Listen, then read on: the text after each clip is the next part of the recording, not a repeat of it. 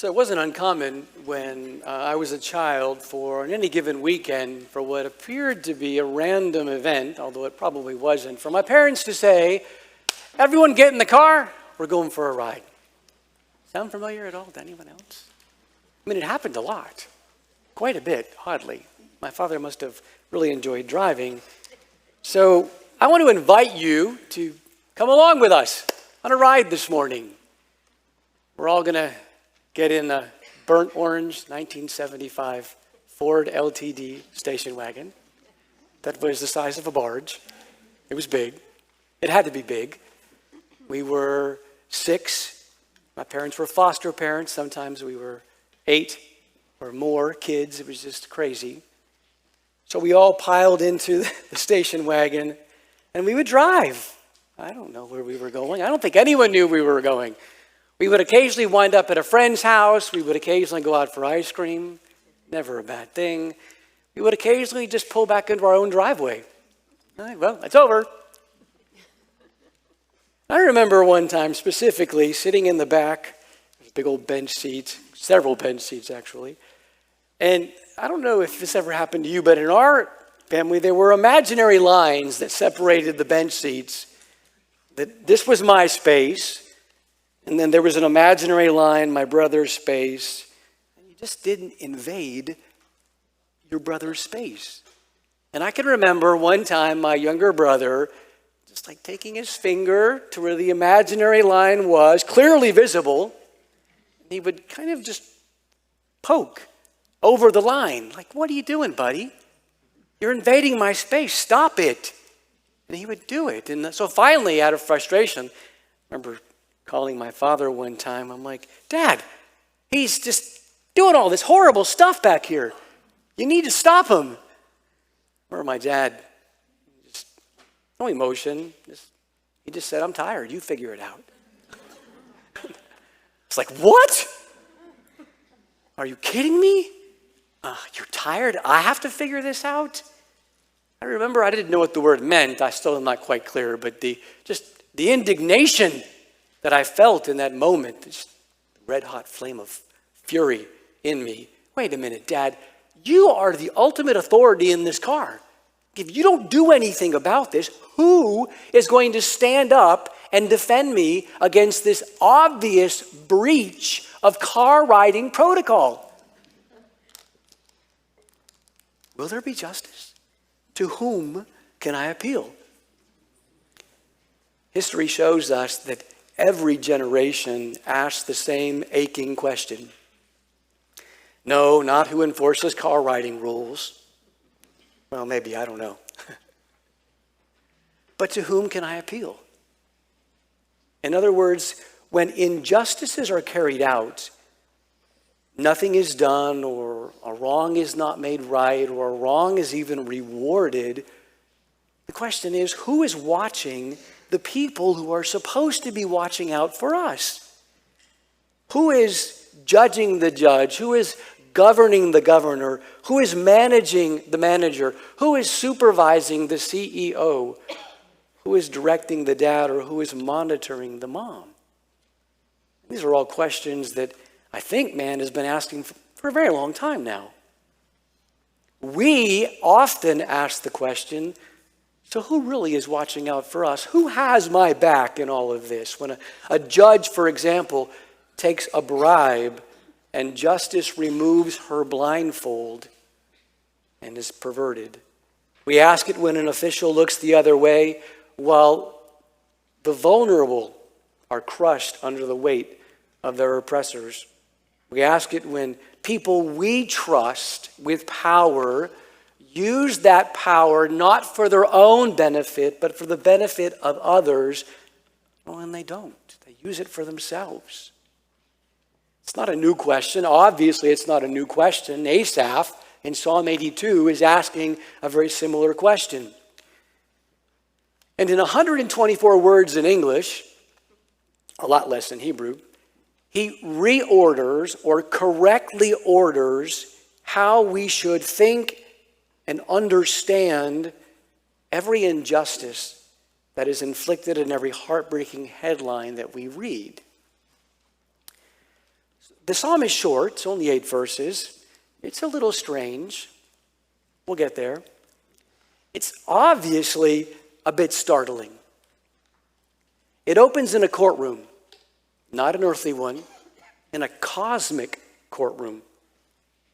Instead of being seated on his throne or on his bench, the judge, God himself, is standing to deliver charges. He is ready to judge. And the ones on trial are not your typical petty thieves. They're not purse snatchers. They're not pickpockets. They're important people. They're rulers. They're judges. They're authorities. They're people of authority and position. The psalm calls them gods with a little g. Asaph, the psalmist, is not teaching polytheism. Don't worry about that. What he is doing is he's pulling back the curtain so that we can see something very important. Listen very carefully. Every earthly authority is never ultimate authority. Praise God. It is always, always answerable to a throne above it. 3 truths rise out of this psalm, and together they diagnose the crisis of human authority in our century, also in the century of the psalmist. We'll see absolute authority, we'll see abused administration, and then there's an almighty appeal. So one at a time. Let's start with absolute authority. Yes, there is absolute authority. Forget what the world says, there is. And we are under that authority. We are under, better said, his authority. Verse number 1. God stands in the divine assembly. He pronounces judgment among the gods. Notice the picture. Do this. Take a moment and imagine the scene with me. God does not knock on the door to ask permission to enter the council chamber. He takes his rightful place. It's the place that has always been his. He stands in the midst of the gods, the Hebrew word Elohim, lowercase g, the way a judge stands over a courtroom of magistrates, not as an equal among peers, but as the one who convened the court in the first place, the one who has authority. Now, before we get too far in the text, there is an obvious question that begs our attention. So let's talk about it. Who are these gods, lowercase g? It's been debated for a long time. I think the flow of the psalm gives us the answer. Let's not complicate it. Go down to verses 6 and 7. God says to them, I said, you are gods, you are all sons of the Most High. However, you will die like humans and fall like any other ruler. So beings who died like men are not deities, they're men. In this case, they are human authorities. They're judges, they're rulers, they're kings.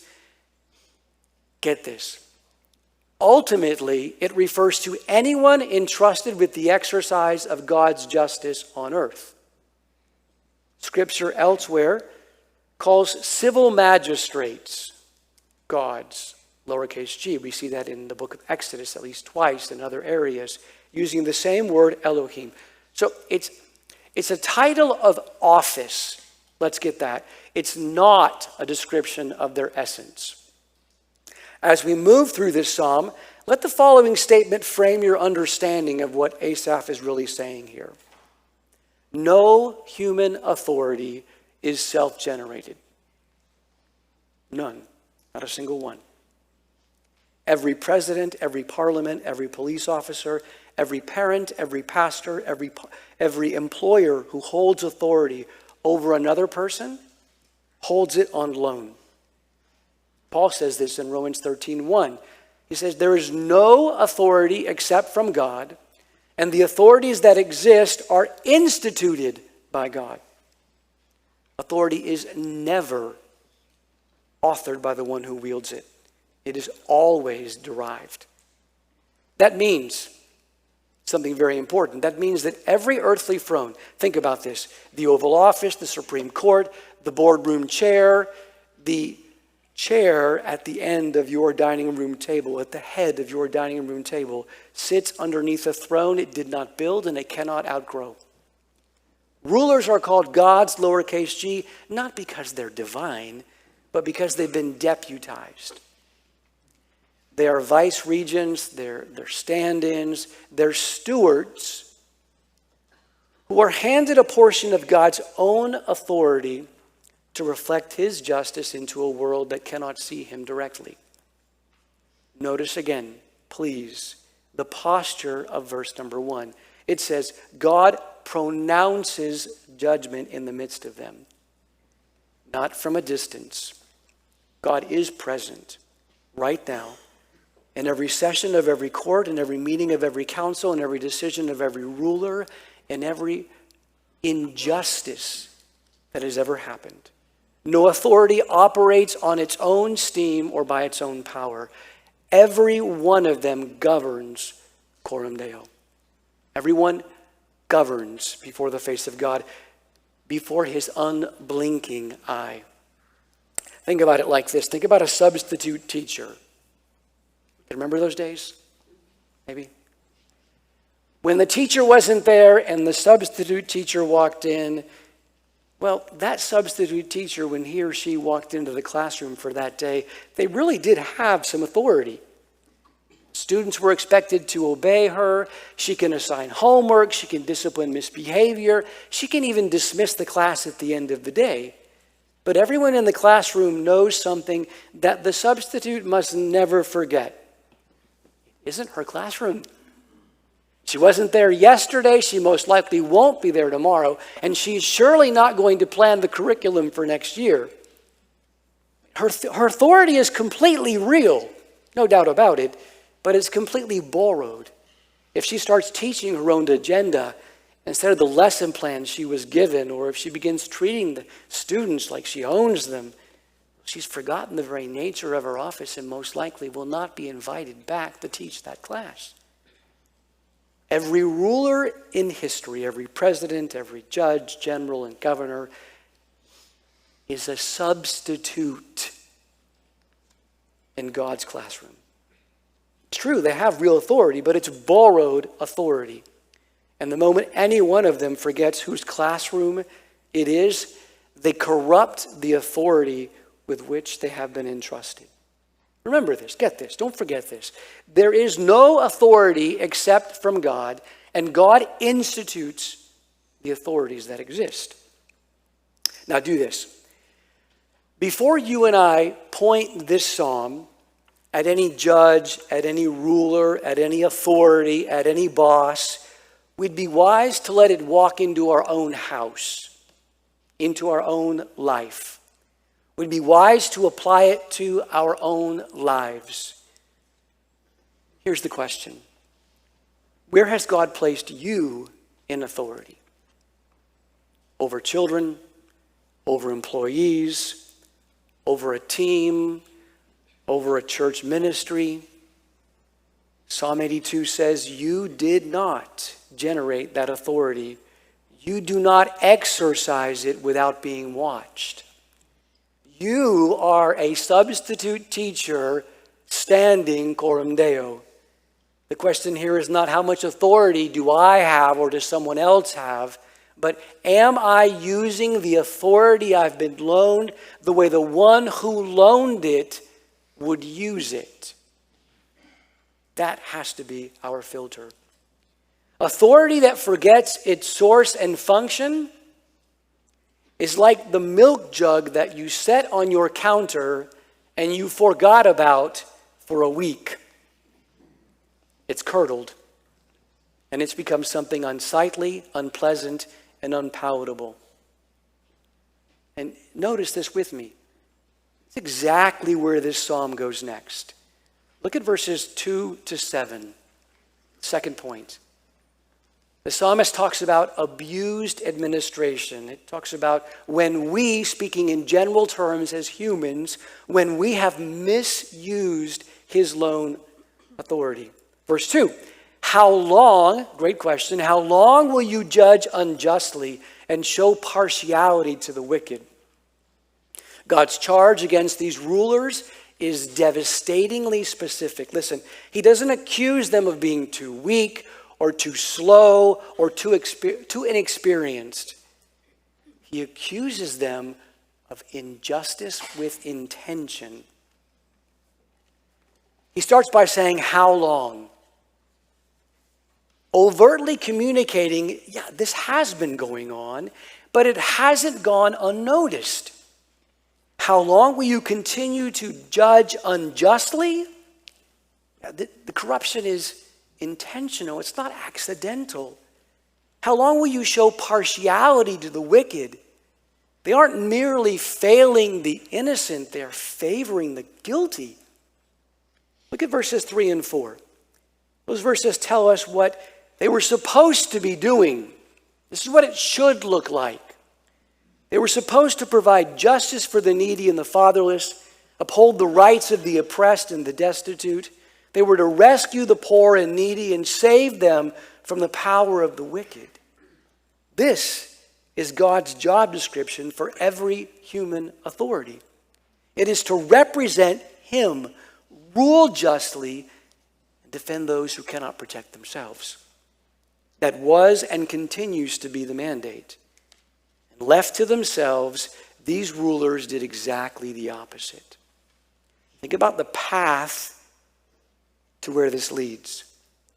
Human systems, left unchecked, do not drive toward justice. They drift toward self-interest. What does power do? Power tends to protect power, and typically the powerless get left behind. The poor, the fatherless, the widow, the disabled, the unborn who cannot fight back in the halls where decisions are made get left behind. Then verse 5. Look at verse 5. Delivers one of the most sobering lines in this psalm. It says, they have neither knowledge nor understanding. They walk about in darkness. All of the foundations of the earth are shaken. In other words, when leaders abandon God's justice, the psalm says the very foundations of the earth begin to tremble. I don't think this is mere poetic hyperbole. The abuse of authority is never random, and it never goes unnoticed. And then comes a great reversal. Look at verses 6 and 7. God had called them gods, lowercase g, sons of the Most High. In other words, here we see an office of tremendous dignity, but he says, you will die like humans. You will fall like any other ruler. Every title, every robe, every seal of office will be stripped away at death, and every ruler who ever lived will stand in the very court that they once presided over. Except this time, they will stand as the accused. No one, no throne outranks God's law. In fact, get this, the higher the office, the more devastating the fall when authority is abused. Why? Because more image bearers were entrusted to that ruler's care. In the summer of 1912, this will ring, there was a ship called the Titanic. Titanic sailed with a design that was practically unsinkable. It had watertight compartments that were engineered to keep the ship afloat, even with several of them being severely breached. The iceberg tore open several compartments at once. Water spilled over the tops of these compartments, these chambers, from one to the next. In other words, get this, the very structure that was supposed to contain the disaster actually spread it, deck by deck, until the whole vessel went down. This is exactly what's happening here in verse 5. We have societies, institutions, its courts, its governments, its systems of justice, which have been deputized by God, are meant to be watertight compartments that contain corruption and protect the vulnerable. But when those exercising borrowed power abandon the design, when they favor partiality instead of justice, corruption doesn't stay contained. It spills over deck by deck until the foundations of the earth are shaken and the whole structure goes down. Here's where the psalm gets extremely uncomfortable rather than maybe being a bit informative. It is easy to shake our heads at corrupt officials on the news. Ever found yourself pointing your finger at the TV screen? It's easy to shake our heads when we hear things like that. It's much harder to ask this question: where have I shown partiality to the wicked because it benefited me? Where have I stayed silent about an injustice because speaking up would have cost me something? Where have I looked past the weak and the fatherless in my own sphere? The coworker that no one advocates for, the kid at school that no one wants to sit with, the neighbor everyone talks about but no one wants to help. All because it was easier for me, more comfortable for me not to get involved. Verse 5 is a warning worth taking personally because drift is real. None of us wakes up one morning and arbitrarily decides, I think I'm going to be unjust today. It happens the way it happens, just as it happened to these rulers. It's a compromise here. It's a blind eye there. It's a preference for the comfortable over the costly. And then the same cry begins to ring in our ears. How long becomes God's question for us too. This week, ask God to show you just one place where you have been judging unjustly, where you have been favoring your own comfort over someone else's need, and repent of it. And ask God to help you before your drift causes your ship to sink. Verse 8 is a beautiful thing. It's an almighty appeal. What do we do in a world full of injustice? What do we do when our own hearts act in unjust ways? We appeal to perfect justice. We appeal to God's innate and absolute authority. Look at verse 8. The prayer of the psalmist is, rise up, God, judge the earth, for all the nations belong to you. After clearly exposing the ultimate failure of human authority, the psalm does something remarkable. It doesn't end, get this please, it doesn't end with a plan to reform the system. It doesn't propose new legislation. It doesn't pine for a new king or a new set of judges. Asaph, the psalmist, looks over the wreckage of human authority and simply prays, rise up, God, judge the earth. This is the psalmist admitting something every person probably already knows, or eventually will learn, that human institutions cannot fix themselves from the inside. You cannot cure corruption by handing power from one sinful man to another. Every revolution that promises to finally get rid of all of our problems and all of the injustices and all of the corruption, well, eventually it produces its own versions of verses 2 to 5. Because the problem was never merely which humans held the gavel. The problem is that any human has his hand holding the gavel and will eventually fail, because every human heart is capable of the same sinful behavior this psalm condemns. So the cry doesn't rise for a better judge or a better king or a better ruler, humanly speaking, that is. It rises ultimately past every earthly throne, straight to the throne above every throne that is mentioned in verse 1. It rises up to God. That is the only prayer big enough for a problem this deep. And then the psalm closes with a claim that really correctly frames everything. God, let it be so, because all of the nations already belong to you. This isn't wishful thinking. It's not hoping that it's prophecy. It's a promise. It's reality. All the nations, every governor, every court, every throne, every ruler that has ever failed the poor and the fatherless and the oppressed ultimately belong to God as his inheritance. And this is where the psalm does something beautiful. It reaches forward centuries later, and we see Jesus.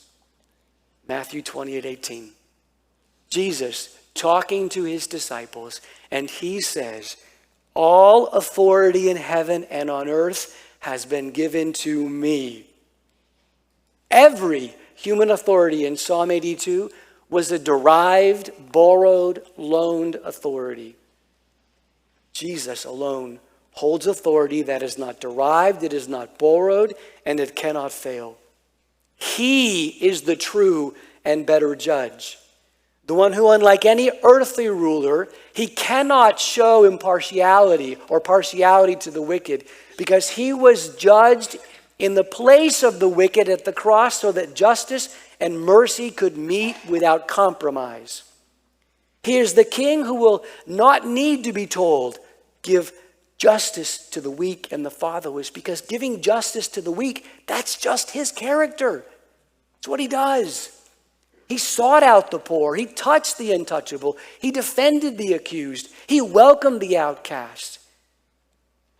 And then he let himself be unjustly condemned by a Roman court, so that condemned people like you and me could be justified. Revelation 19 shows us this psalm's prayer finally answered. It is the image of a king, the king, on a white horse who judges and makes war in righteousness. Psalm 82's cry of rise up, God, judge the earth, was heard. It was answered in the person of Jesus Christ. Imagine with me a small town whose courtroom or courthouse has been run by a string of corrupt judges now for generations. It's been the same thing over and over. Bribes taken, victims overlooked, the connected in the community always protected. So finally the townspeople stop expecting the next judge on the docket to do anything different. And they start writing letters, not to the local courthouse, but to the capital, to the authority who actually has the power to remove every single one of these corrupt judges, to rewrite the whole system, to rewrite every wrong, to put justice in its place, and to personally guarantee that justice will finally be carried out. That's the movement of verse 8. Asaph ultimately stops appealing to the courtroom and goes straight over its head. Straight to the capital, straight to the throne room of God. And the gospel tells us that the capital, that throne above all thrones, sent its own son to walk into the courthouse himself, to take the injustice of the world onto his own body and reopen the court under a judge who cannot be bribed, cannot turn a blind eye, and cannot fail to use his absolute authority in an absolutely perfect way. If you've ever spent your life or moments of your life disillusioned a little bit by failed authority, maybe even disillusioned on how you were exercising your own authority, and really, who hasn't? Psalm 82 doesn't ask you at all to stop caring about justice, or to throw up your hands and say, well, I give up then. It asks you to relocate your ultimate hope. Yeah, vote, serve, advocate, hold rulers accountable, pursue justice in your workplace, pursue justice in your home, pursue justice in your own words and actions. Do all of it, because God still calls his people to reflect his justice in his world. But do it as someone who's already placed final hope, not in the next election, not in the next reform, but in the King who is coming to judge the earth in perfect righteousness. And more than that, if you've ever stood like these corrupt rulers, guilty of favoring yourself over the vulnerable, of judging unjustly in ways that maybe only you and God know about, the same King, King Jesus, who is coming to judge, is the King who already bore that judgment for you. Turn to him in faith. The throne above every throne is occupied by a judge who is also a Savior. And this is the only news. This is the only news big enough to answer the crisis that Psalm 82 exposes. So Psalm 82 begins in a courtroom and it ends in prayer. It shows us a God who stands over every earthly authority, who watches the exercise of every borrowed power, and who will not let injustice run unanswered forever. Our God is not the driver of a burnt orange 1975 Ford LTD station wagon that tells us, I'm tired, you figure it out. This psalm shows us that man, with his borrowed authority, left to himself, drifts toward corruption and shakes the very foundations of the world. That's where my heart can go. That's where your heart can go. And it shows us that the only adequate answer to this crisis is not another president, it is not another ruler, or another governor, another judge. It is a king who reigns and rules with perfect justice. So here is the question Psalm 82 leaves us this morning. I want you to ask yourself this question. Where has God placed you in a position of trust and authority? As a parent? As an employee? As a citizen? As a neighbor? As a friend? And how are you exercising that trust and authority, coram Deo, before his face, before his unblinking eye? Have you placed your ultimate hope not in any human throne, but in the throne above every throne, occupied by Jesus Christ, the righteous judge who will judge the earth and who died to redeem those he judges? Will you pray with me?